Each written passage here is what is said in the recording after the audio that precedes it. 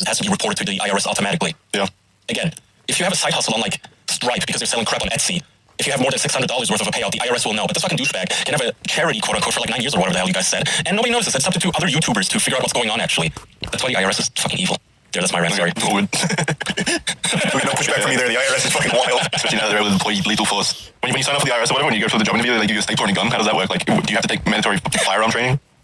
No, they probably have to buy their own gun and then report it to the other agents. Like, it's probably just going to be like a business expense. Oh, yeah, so it's just for self-defense then, I guess. Like you take a gun on these cases. I didn't even know that the IRS like physically goes out to places to like arrest, I guess, or what, like hand over audits. Investigate. Oh yeah, maybe investigations, like audits in real life. Yeah, maybe. Yeah, I mean, the IRS involves a lot of criminal stuff. Obviously, money laundering, right? If you have a criminal organization, it doesn't make sense that some of their agents are literally tasked with, look, you might get shot at. I thought that would be like kind of assisted by other departments that are more like suited to that. I thought the IRS was just like bean counters, basically, like people that just take the forms at the end of the day and make sure that they're authentic. At the end of the day, here's how it really works. The government owns you and you're a tax slave, and if you don't pay them your $600, they shoot you in the fucking skull in front of your children, and that's the end of it. It's as much, I know that sounds kind of crazy, but all the other stuff around it that they tell you, the reason is like, no, it's against criminal organizations, and our agents have to defend themselves, blah, blah, blah, blah. No, it's to shoot you. You specifically. Are you allowed to say this? I hate these people so much.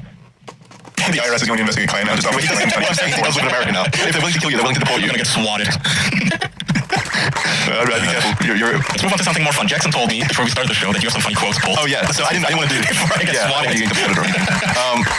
Yeah, so I was talking to Kaya about this beforehand, but I didn't want to make it a boogie-centric episode, so I just pulled some quotes that I found really funny, because I was researching him and I found his old porn blog post that everyone knows about now, and just some of the quotes is really like That he brags about, by the way, during job interviews. Yeah. I mean, it's not like anybody found it. He was very open about it from the So beginning. these quotes are from the porn blog, and they're just fucking great. They're just a really fantastic insight into the psyche of Boogie, especially back in 2006, and really still to this day, because from what he said in the documentary and stuff, how he views women hasn't really changed. So this first one, Boogie's porn blog is a personal web journal of an adult pornographer. That's what he self-classified himself as. Random assortment of porn, rants, celebrity news, and nudity. It really was just all that. Like 90% of the blog posts were just links to other porn blogs and like just porn pictures, obviously.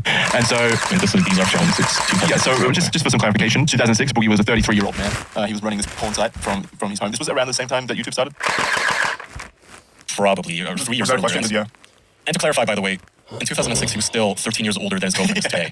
Just wanted to throw that out there. So gross. So from Boogie's About You section, I described this just so we can see who he kind of defined himself as at the time. The question says, so who are you? And he says, I'm Boogie. I've been in the adult web business since 1998. I'm bored because I'm not very good at it. I get a peak work from 9 to 5. So I think this is kind of like a dream job. And kind of like how you avoided getting a job, maybe. I doubt it made much money, though. Even back in 2006, this was after the dot-com bubble. So I really don't think he made that much money. But he still did it. And he still thinks that it solved his 9 to 5 problem. All right, so a lot of the posts that he would post, like I said, the blog posts were just a bunch of links to porn galleries. Most of them I noticed were erotic teens categorized. Like, you definitely had a fetish for erotic teens, which is just gross. And so this is one of the posts I'll read it right now, talking about a woman who had reached out for an advertisement for him. And it just kind of shows how he kind of viewed women. I got an email from her today along with a pass for a site for me to use to post about it, and I was damn glad I did. She's got a nice back end on her site, alwayspamela.com. She does fan signs for members as well as takes photo shoot requests. I'm going to get a fan sign for the blog, or maybe send in a boogieblog.com t-shirt for her posing. Well, almost nude. She's such a fucking tease. It's good to be Boogie. That's how he ended it. It sure is good to be Boogie. That's right. Age well. Nothing here ages well. Even for 2006. Alright, so do you want to read, this is the next one, Boogie arguing about the 2006 sexiest woman list done by, I think it was a magazine called FMH or FHM. So you can read that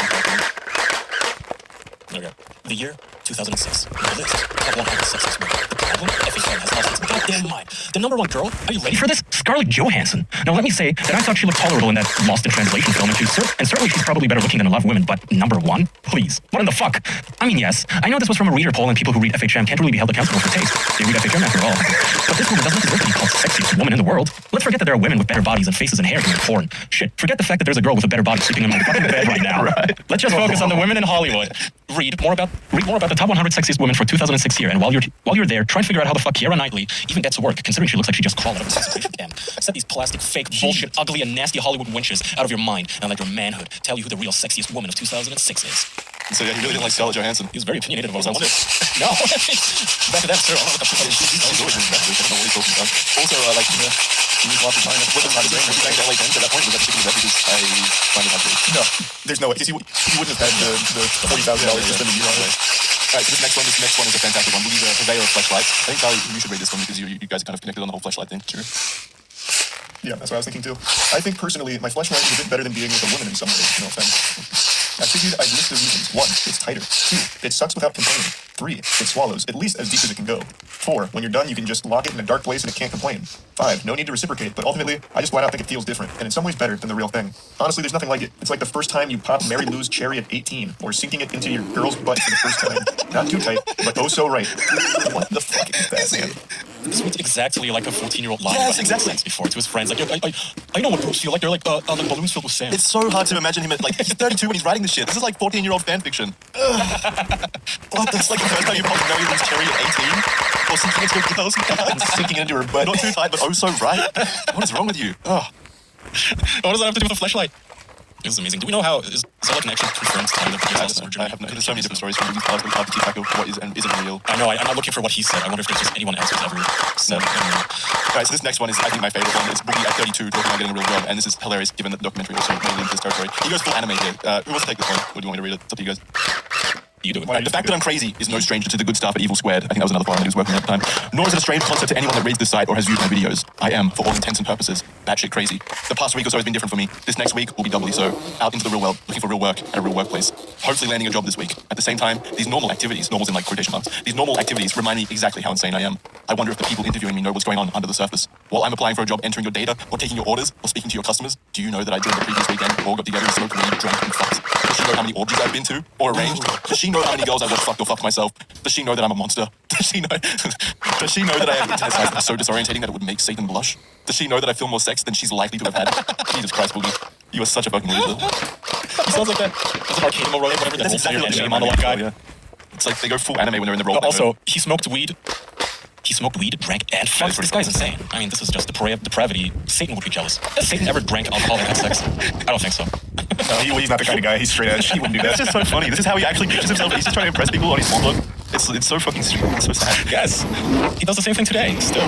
Well, like in the documentary, the way it ends, where he goes to do shrooms in the forest or whatever, you just know the next day, I am sure that for the next 17 game nights with his nerd friends, they never stopped hearing about how enlightened he is. You guys wouldn't get it. Yeah. I did drugs. Also, in the dark. And then me and my girlfriend had slipped it in a bus sex. for the first time. It was great. So there was also there was also another moment in the extended documentary. Like I had watched clips that the director Mike Plum put together, and he fucking pissed himself during the shrooms trip. He actually pissed himself. I don't know why they didn't make him the cut. I feel like he's just blaming the shrooms, because at that point, when you're that big, don't you? Yeah, probably. Aren't you like incontinent at that point? This last one is about a strip club adventure that he went on. Also, just so you guys know, I spent like 5 minutes on the website. This is what I found. Like there is so many other posts that I just didn't have time to go into. We should read a post every week. All right, you can read this one. All right, this week's Boogie Blast from the past. This is titled Boogie Strip Club Adventure. So, tonight I get a call from a good friend out of Oklahoma. She wants to bring her friends down and hang out here in Fayetteville. Maybe hit a strip club or whatever. I had a splitting headache and other plans, but one of her friends got on the phone and told me to get my ass down there. So I finally got dressed and headed out. Usual deal at that club. The girl I was with was cuter than most of the dancers that night. One girl had a big sore on her ass. It was crazy. So anyways, at one point when the music was all quiet, somehow someone stood up and said, "There sure are a lot of Mexicans in here tonight," end quote. And well, before you know, its fists were flying. Fucking crazy. My first thought was, oh shit, someone's gonna get shot. And my second thought was, sex and violence all in one place? This is the best night of my life. And the truth of the matter is, it was. Something about fearing for my life made my dick just that much harder. The highlight of the night, though, was when the lady I'd come with was getting some play from one of the dancers, and they had a breast comparison contest. Yup, You actually can't make made this all shit this up. Oh, No, you can't make this up, Jackson. It's, Yeah, you literally it's can't. too hard to even envision. the lady I came with won by a mile too. Yeah, one spelled winky face.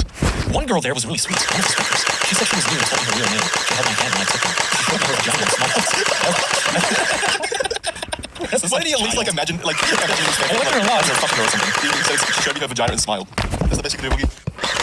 Just TV, here's my pussy. This is actually like a horny little child writing like erotica for the first time in their lives. And then I saw boobies and they were round and hot. I told her I'd come back and talk during the week when it wasn't so busy. If you'd like to talk a bit.